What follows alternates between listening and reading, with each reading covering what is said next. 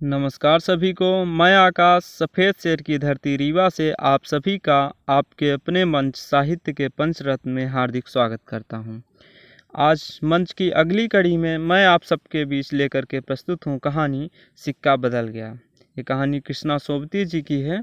तो चलिए हम पहले कहानी को देख लेते हैं और उसके बाद कहानी से संबंधित जो महत्वपूर्ण तथ्य होंगे उन पर बात करेंगे और कहानी की लेखिका पर। कहानी शुरू होती है। खद्दर की चादर ओढ़े हाथ में माला लिए साहनी जब दरिया के किनारे पहुंची तो पांव फट रही थी। दूर दूर आसमान के पर्दे पर लालिमा फैलती जा रही थी। साहनी ने कपड़े उतार कर एक ओर रखे और श्री राम करती पानी में हो लिए। अंजलि भर कर सूर्य देवता को नमस्कार किया, अपने उन्नीदी आंखों पर छींटे दिए और पानी से लिपट गई। चनाब का पानी आज भी पहले सा ही सर्द था। लहरें लहरों को चूम रही थी और वह दूर सामने कश्मीर की पहाड़ियों से बर्फ पिघल रही थी। उछल उछल आते पानी के भंवरों से टकराकर कगारे गिर रहे थे, लेकिन दूर दूर तक बिछी रेत आज न जाने क्यों खामोश लगती थी। साहनी ने कपड़े पहने, इधर उधर देखा, कहीं किसी की परछाई तक न थी, पर नीचे रेत में अगणित पावों के निशान थे। वह कुछ सहम सी उठी।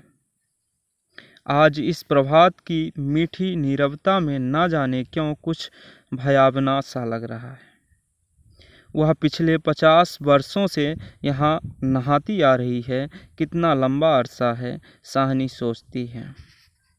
एक दिन इसी दुनिया के किनारे वह दुल्हन बनकर उतरी थी और आज शाह जी नहीं, उसका वह पढ़ा लिखा लड़का नहीं। आज वह अकेली है। शाह जी की लंबी चौड़ी हवेली में अकेली है। पर नहीं, यह क्या सोच रही है वह सवेरे सवेरे। अभी भी दुनियादारी से मन नहीं फिरा उसका। साहनी ने लंबी सांस ली और श्री राम करती बाजरे के खेतों से होती घर की राह ली। कहीं कहीं लिपे पुते आंगनों पर से धुआं उठ रहा था। टन टन बैलों की घंटियां बज उठती थी। फिर भी कुछ बंधा बंधा सा लग रहा है। जम्मी वाला कुआं भी आज नहीं चल रहा। ये शाह जी की ही असामियां हैं। साहनी ने नज़र उठाई। यह मीलों फैले खेत अपने ही हैं। भरी भराई नई फसल को देखकर साहनी किसी अपनत्व के मोह में भीग गई। यह सब शाह जी की बरकतें हैं। दूर दूर गांवों तक फैली हुई जमीनों में कुएं सब अपने हैं। साल में 3 फसल जमीन तो सोना उगलती है। साहनी कुएं की ओर बढ़ी, आवाज़ दी, शेरे शेरे, हसैना हसैना। शेरा साहनी पर स्वर पहचानता है। शेरा जो है तो साहनी का स्वर पहचानता है। वह न पहचानेगा। अपनी माँ जैना के मरने के बाद वह साहनी के पास ही पलकर बड़ा हुआ। उसने पास पड़ा गड़ासा जो होता है चारा काटने वाला, गड़ासा सटाले के ढेर के नीचे सरका दिया। हाथ में हुक्का पकड़कर बोला, ए हसैना। सैना। साहनी की आवाज़ उसे कैसे हिला गई। साहनी की आवाज़ उसे कैसे हिला गई है। अभी तो वह सोच रहा था कि उस साहनी की ऊंची हवेली की अंधेरी कोठरी में पड़ी सोने चांदी की संदूक चियाँ उठा कर की तभी शेरा गुस्से से भर गया। किस पर निकाले अपना क्रोध। साहनी पर। चीख कर बोला, ए मर गई, एब तैनू मौत दे। हसैना आटे वाली कनाली एक ओर रख जल्दी जल्दी बाहर निकल आई। ए आई क्यों छावेले सुबह सुबह तड़पना ए। अब तक साहनी नज़दीक पहुंच चुकी थी। शेरे की तेजी सुन चुकी थी। प्यार से बोली, हसैना, यह वक्त लड़ने का है। वह पागल है तो तू ही जिगरा कर लिया कर। जिगरा? हसैना ने मान भरे स्वर में कहा। साहनी, लड़का आखिर लड़का ही है। कभी शेरे से भी पूछा है कि मुंह अंधेरे ही क्यों गालियां बरसाई है इसने। साहनी ने लाड से हसैना की पीठ पर हाथ फेरा और हंसकर बोली, पगली, मुझे तो लड़के से बहू प्यारी है। शेरे? हाँ साहनी, मालूम होता है रात को कुल्लू बाल के लोग आए हैं यहाँ? साहनी ने गंभीर स्वर में पूछा। शेरे ने जरा रुक कर घबरा कर कहा, नहीं साहनी। शेरे के उत्तर की अनसुनी कर साहनी जरा चिंतित स्वर में बोली, जो कुछ भी हो रहा है अच्छा नहीं। शेरे, आज शाह जी होते तो शायद कुछ बीच बचाव करते, पर साहनी कहते कहते रुक गए। आज क्या हो रहा है? साहनी को लगा जैसे जी भर भर आ रहा है। शाह जी को बिछुड़े कई साल बीत गए, पर आज कुछ पिघल रहा है। शायद पिछली स्मृतियाँ। आंसुओं को रोकने के प्रयत्न में उसने हसैना की ओर देखा और हल्के से हंस पड़ी। और शेरा सोच ही रहा है, क्या यह कह रही है साहनी आज साहनी क्या? कोई भी कुछ नहीं कर सकता, यह होके रहेगा। क्यों ना हो? हमारे भी भाई बंदों से सूद ले लेकर शाह जी सोने की बोरियां तोला करते थे। प्रतिहिंसा की आग शेरों की आंखों में उतर आई। गड़ासे की याद हो आई। साहनी की ओर देखा नहीं। शेरा इन पिछले दिनों में 30-40 कत्ल कर चुका है, पर वह ऐसा नीच नहीं। सामने बैठी साहनी नहीं, साहनी के हाथ उसकी आंखों में तैर गए। वह सर्दियों की रातें कभी कभी शाह जी की डांट खा के वह हवेली में पड़ा रहता था, और फिर लालटेन की रोशनी में वह देखता है साहनी के ममता भरे हाथ दूध का कटोरा थामे हुए। शेरे शेरे उठ पी ले। शेरे ने साहनी की झुर्रियाँ पड़े मुंह की ओर देखा तो साहनी धीरे से मुस्कुरा रही थी। शेरा विचलित हो गया। आखिर साहनी ने क्या बिगाड़ा है हमारा? शाह जी की बात शाह जी के साथ गई। वह साहनी को जरूर बचाएगा, लेकिन कल रात वाला मशवरा वह कैसे मान गया था? फिरोज की बात, सब कुछ ठीक हो जाएगा, सामान बांट लिया जाएगा। साहनी, चलो तुम्हें घर तक छोड़ाऊं। साहनी उठ खड़ी हुई। किसी गहरी सोच में चलती हुई साहनी के पीछे पीछे मजबूत कदम उठाता शेरा चल रहा है। संकित सा इधर उधर देखता जा रहा है। अपने साथियों की बातें उसके कानों में गूंज रही हैं। पर क्या होगा साहनी को मारकर? साहनी, हाँ शेरे। शेरा चाहता है कि सिर पर आने वाले खतरे की बात कुछ तो साहनी को बता दे, मगर वह कैसे कहे? साहनी ने सिर ऊंचा किया। आसमान धुएं से भर गया था। शेरा जानता है यह आग है। जबलपुर में आज आग लगनी थी, लग गई। साहनी कुछ ना कह सकी। उसके नाते रिश्ते सब वही हैं। हवेली आ गई। साहनी ने शून्य मन से ढढोई में कदम रख कर शेरा कब लौट गया उसे कुछ पता नहीं। दुर्बल सी देह और अकेली बिना किसी सहारे के न जाने कब तक वहीं पड़ी रही साहनी। दोपहर आई और चली गई। हवेली खुली पड़ी है। आज साहनी न उठ पा रही, जैसा उसका अधिकार आज स्वयं ही उससे छूट रहा है। शाह जी के घर की मालकिन, लेकिन नहीं, आज मोह नहीं हट रहा। मानो पत्थर हो गई है। पड़े पड़े सांझ हो गई, पर उठने की बात फिर भी नहीं सोच पा रही। अचानक रसूली की आवाज़ सुनकर चौंक उठी। साहनी, साहनी, सुनो, ट्रकें आते हैं लेने। ट्रकें? साहनी इसके सिवाय और कुछ नहीं कह सकी। हाथों ने एक दूसरे को थाम लिया। बात की बात में खबर गांव भर में फैल गई। बीवी ने अपने विकृत कंठ से कहा, साहनी, आज तक कभी ऐसा ना हुआ, ना कभी सुना। गजब हो गया।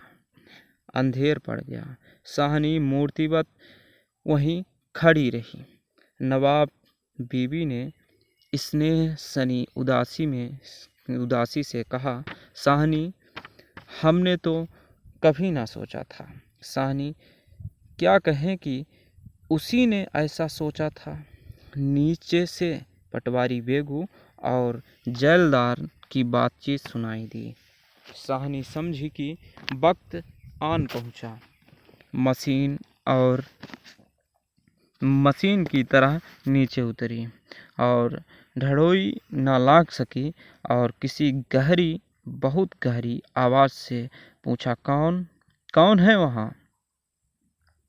कौन नहीं है आज वहाँ? सारा गांव है जो उसके इशारे पर नाचता था। कभी उसकी असमियाँ हैं जिन्हें उसने अपने नाते रिश्तों से कभी कम नहीं समझा। लेकिन नहीं, आज उसका कोई नहीं। आज वह अकेली है। यह भीड़ की भीड़, उनमें कुल्लू बाल के जाट, वह क्या सुबह ही ना समझ गई थी। बेगू पटवारी और मसीत ने, मुल्ला इस्माइल ने जाने क्या सोचा। साहनी के निकट आ खड़े हुए और बेगू आज साहनी की ओर देख नहीं पा रहा। धीरे से जरा गला साफ करते हुए कहा, साहनी, रब नू यही मंजूर सी। साहनी के कदम डोल गए, चक्कर आया और दीवार के साथ लग गई। इसी दिन के लिए छोड़ गए थे साहजी उसे। बेजान सी साहनी की ओर देखकर बेगू सोच रहा है, क्या गुजर रही है साहनी पर। मगर क्या हो सकता है, सिक्का बदल गया है। साहनी का घर से निकलना छोटी सी बात नहीं। गांव का गांव खड़ा है हवेली के दरवाजे से लेकर उस दारे तक जिसे साहजी ने अपने पुत्र की शादी में बनवा दिया था। तब से लेकर आज तक सब फैसले, सब मशवरे यहीं होते रहे हैं। इस बड़ी हवेली को लूट लेने की बात भी यहीं सोची गई थी। यह नहीं कि साहनी कुछ ना जानती हो, वह जानकर भी अनजान बनी रही। उसने कभी बैर नहीं जाना, किसी का बुरा नहीं किया। लेकिन बूढ़ी साहनी यह नहीं जानती कि सिक्का बदल गया है। देर हो रही थी। थानेदार दाऊद खां जरा अकड़कर आगे आया और ढड़ोढ़ी पर खड़ी जड़ निर्जीव छाया को देखकर ठिठक गया। वही साहनी है जिसके साहजी उसके लिए दरिया के किनारे खेमे लगवा दिया करते थे। यह तो वही साहनी है जिसने उसकी मंगेतर को सोने के कनफूल दिए थे मुंह दिखाई में। अभी उसी दिन जब वह लीग के सिलसिले में आया था तो उसने उदंडता से कहा था, साहनी, भागोवाल मसीद बनेगी, 300 रुपया देना पड़ेगा। साहनी ने अपने उसी सरल स्वभाव से 300 रुपये दिए थे और आज साहनी ढड़ोढ़ी के निकट जाकर बोला, देर हो रही है साहनी, धीरे से। कुछ साथ रखना हो तो रख लो। कुछ साथ बांध लिया है, सोना चांदी? साहनी अस्फुट स्वर से बोली, सोना चांदी? जरा ठहर कर सादगी से कहा, सोना चांदी बच्चा, वह सब तुम लोगों के लिए है। मेरा सोना तो एक एक जमीन में बिछा है। दाऊद खां लज्जित सा हो गया। साहनी, तुम अकेली हो, अपने पास कुछ होना जरूरी है। कुछ नकदी ही रख लो। वक्त का कुछ पता नहीं। वक्त? साहनी अपनी गीली आंखों से हंस पड़ी। दाऊद खां, इससे अच्छा वक्त देखने के लिए क्या मैं जिंदा रहूंगी? किसी गहरी वेदना और तिरस्कार से कह दिया साहनी ने। दाऊद खां निरुत्तर है। साहस कर बोला, साहनी कुछ नकदी जरूर है। साहनी, कुछ नकदी जरूरी है रखना। नहीं बच्चा, मुझे इस घर से। साहनी का गला रुध गया। नकदी प्यारी नहीं। नहीं बच्चा, मुझे इस घर से नकदी प्यारी नहीं। यहाँ की नकदी यहीं रहेगी। शेरा आन खड़ा, गुजरा की हो ना हो कि कुछ मार रहा है साहनी से। खां साहिब, देर हो रही है। साहनी चौंक पड़ी। देर? मेरे घर में मुझे देर? आंसुओं की भंवर में ना जाने कहाँ से विद्रोह उमड़ पड़ा।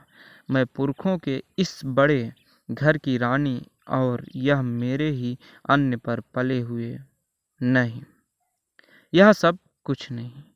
ठीक है, देर हो रही, और ठीक है अगर देर हो रही है, पर नहीं। साहनी रो रो कर नहीं, शान से निकलेगी।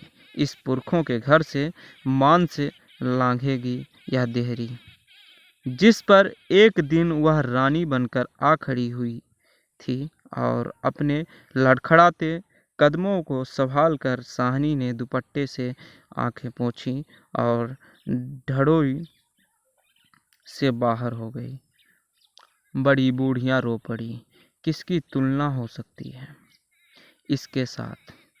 खुदा ने सब कुछ दिया था, मगर दिन बदले, वक्त बदले। साहनी ने दुपट्टे से सिर ढांप कर अपनी धुंधली आंखों में से हवेली को अंतिम बार देखा। शाहजी के मरने के बाद भी जिस कुल की अमानत को उसने सहेज कर रखा, आज उसे धोखा दे गई।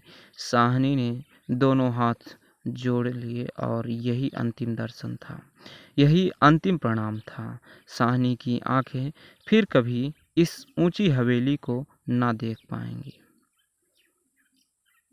प्यार ने जोर मारा, सोचा एक बार घूम फिर कर पूरा घर क्यों ना देख आऊं मैं।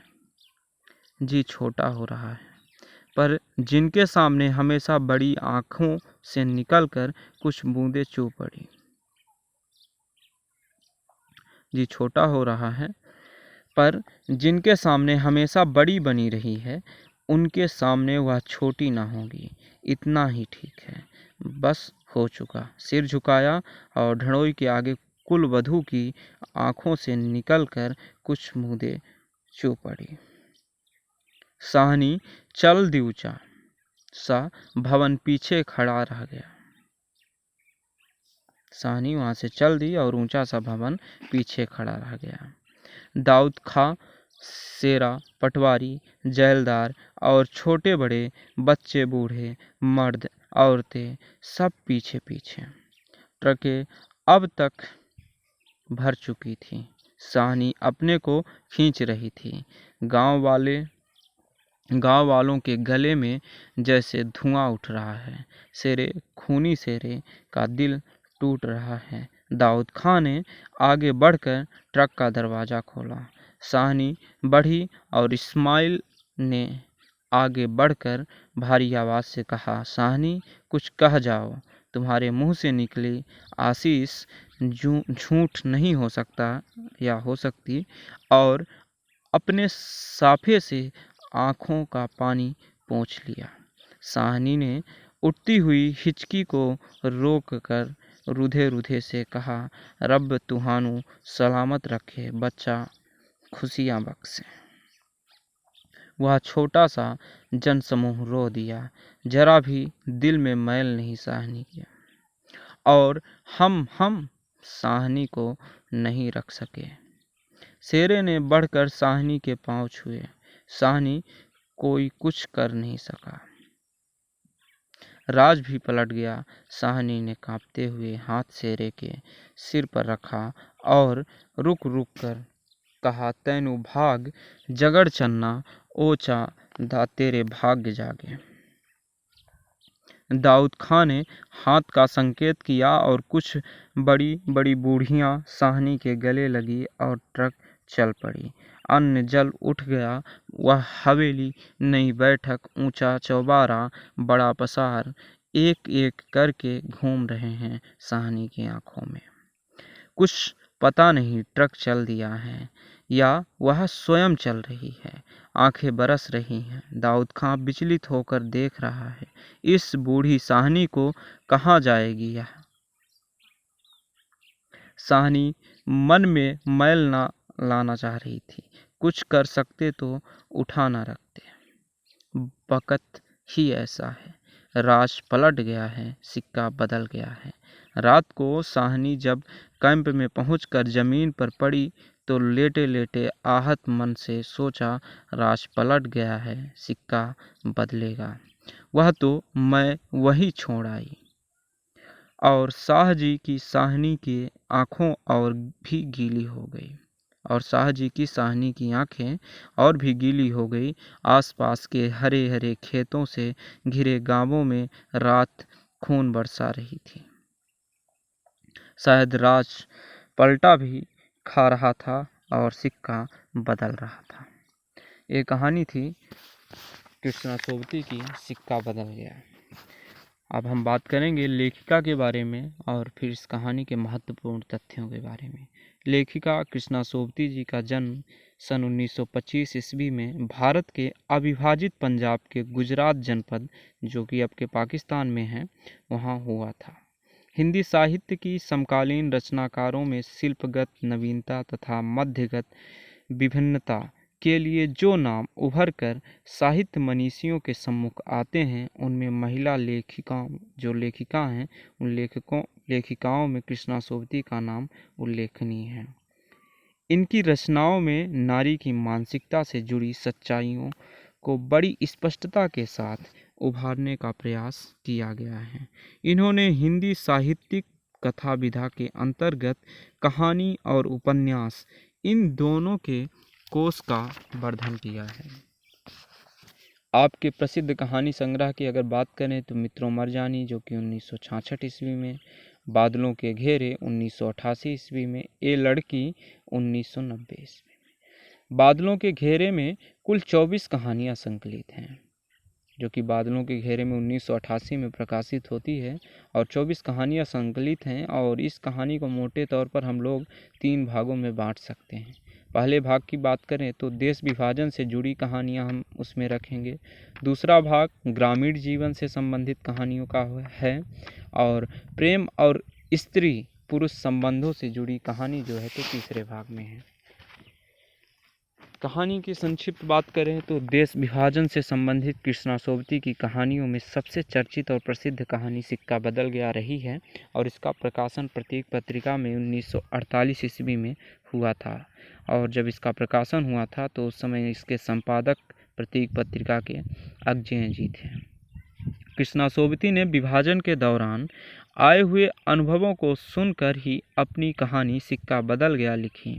सिक्का बदल गया की नायिका साहनी किसी और का नहीं, उनकी नानी का ही किरदार निभा रही है। जो ये साहनी है, कृष्णा सोबती के नानी का किरदार निभाती हैं इस कहानी में, जो उन्होंने भारत पाकिस्तान विभाजन के वक्त सहा था, उसका मतलब इसमें उल्लेख है। और कृष्णा सोबती ने अपनी नानी पर सिक्का बदल गया कहानी लिखी और वह कहानी आज विभाजन पर लिखे जितने भी साहित्य की सर्वोच्च कहानियां हैं उन सब में अपना नाम दर्ज करती है। इसमें विभाजन से उत्पन्न दारुण परिस्थितियों के मार्मिक चित्रण के साथ मानवीय संबंधों और मूल्यों में आए विघटन का भी काफ़ी वर्णन हुआ है, जो अभी हम देख आए हैं। कहानी के मुख्य पात्रों की बात करें तो जो कि परीक्षा की दृष्टि से बहुत ही उपयोगी है, तो साहनी है सबसे पहले, और यह कहानी की मुख्य नायिका पात्र हैं और ये विधवा हैं तथा बड़ी हवेली की मालकिन हैं। दूसरे पात्र शाह जी हैं, जो कि अब गुजर चुके हैं, साहनी के पति हैं और अमीर हवेली के मालिक भी हैं। तीसरे पात्र शेरा है और शेरा शाह जी का सेवक था और उसकी माँ की मृत्यु के पश्चात साहनी ने ही उसे पाल पोस कर बड़ा किया था तथा वही अंत में साहनी को मारने की योजना भी बनाता है। हसैना या शेरा की पत्नी है जिसे साहनी बहुत प्रेम करती है। दाऊद यह गांव का थानेदार है तथा शाहजी का वफादार रह चुका है। वही साहनी को अपनी हवेली विभाजन के दौरान खाली करने को कहता है। कौन? दाऊद। अन्य पात्रों की बात करें तो कुल्लूबाल के जाट, बेगू पटवारी, मुल्ला इस्माइल, फिरोज इत्यादि इसमें पात्र हैं। और ये कहानी थी सिक्का बदल गया कृष्णा सोवती की। कहानी कैसी लगी आप सभी लोग कमेंट बॉक्स में अपनी राय दीजिएगा। और हम कुछ इस मंच की भी चर्चा कर लेते हैं। साहित्य के पंचरत्न में सोमवार से शनिवार तक आचार्य रामचंद्र शुक्ल का हिंदी साहित्य का इतिहास का विश्लेषणात्मक अध्ययन हम लोग मिलके करते हैं। अगर आप लोग अभी तक नहीं जुड़े हैं तो ज़रूर से जुड़िएगा। जो भी हिंदी विषय से किसी भी प्रतियोगी परीक्षा की तैयारी कर रहे हैं उनके लिए बहुत महत्वपूर्ण है। इसके अलावा सोमवार से शुक्रवार तक हम लोगों ने संपूर्ण हिंदी साहित्य के इतिहास पर महाप्रश्नोत्तरी सीरीज, जो कि परीक्षा को देखते हुए बहुत नज़दीक प्रतियोगी परीक्षाएं आ रही हैं, उनके दृष्टिकोण से इस सीरीज को लेकर के आप सबके बीच हम लोग रात्रि 8 बजे प्रस्तुत होते हैं। और इसके अलावा नेट में लगे जो भी इकाइयां हैं उन सभी इकाइयों पर यहाँ आपको प्लेलिस्ट देखने को मिल जाएगी। तो आप सभी इस मंच से जुड़ करके अपनी तैयारी को बेहतर बना सकते हैं। आप सभी लोगों ने हमें बहुत धैर्य और ध्यान से सुना, उसके लिए आप सभी का बहुत बहुत धन्यवाद।